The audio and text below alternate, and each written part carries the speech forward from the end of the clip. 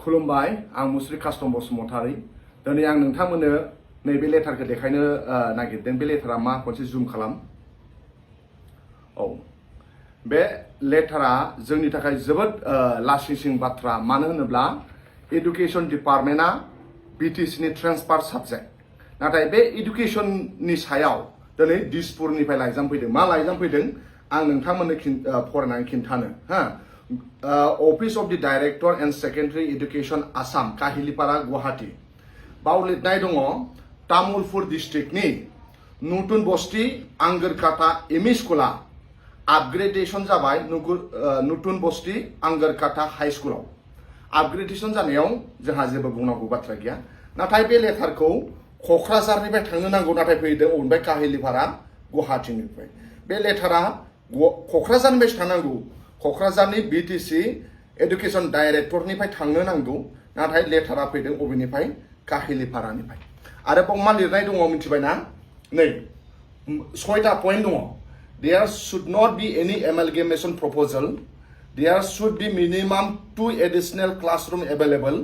The school must have minimum 5 teachers having graduate degree in science and arts. No new post shall be created for the purpose. No financial grants shall be provided for upgradation school. बे स्कुलाव कुनु गोदान post create जानाय नङानो आरो जेबो फाइनान्सियेलबो हरनाय नङानो। दा जोंहा बुंनांगौ बाथ्राया बेसो जे जों जे बुंबाय थायो जोंनि 16टा डिपार्टमेन्टखौ लांफिनबाय होननाया नै दिनै प्रमाण जे बिटिसि आव एडुकेशन डिपार्टमेन्टआ ट्रेन्सफार साबजेक्ट। बबेबा मोनसे स्कुलनि आपग्रेडेशन एमालगेमेशन बेफोर लेटारा बिटिसिनि एडुकेशन डाइरेक्टरनिफ्राय थाङो, नाथाय स्कुल आपग्रेडेशन तामुलपुर जिल्लायाथ' बिटिसिसो ना।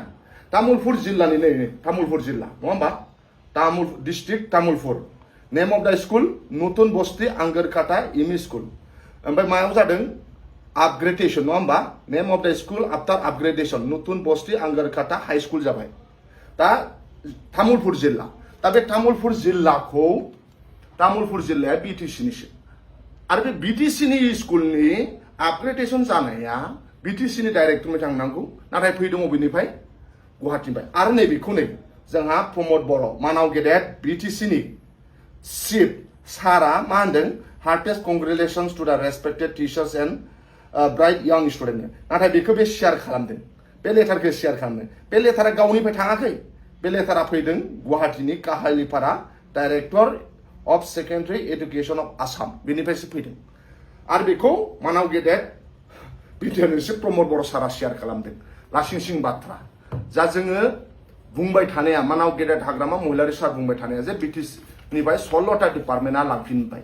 दा दिनै बेनो मोनसे प्रमाण जे बिटिसिनि एडुकेशन डाइरेक्टर क'क्राझारनिफ्राय थांनांगौ, नाथाय थांदों अबेनिफ्राय?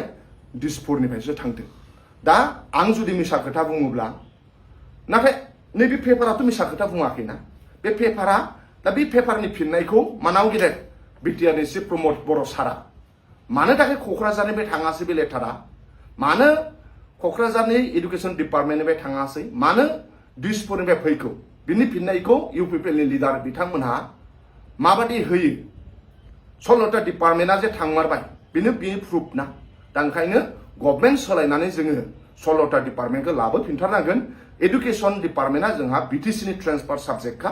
खुनु पट्टे जोङो एडुकेशन डिपार्टमेन्टखौ दिसपुरनो गथायफिननो हाया। गोजोन्थों।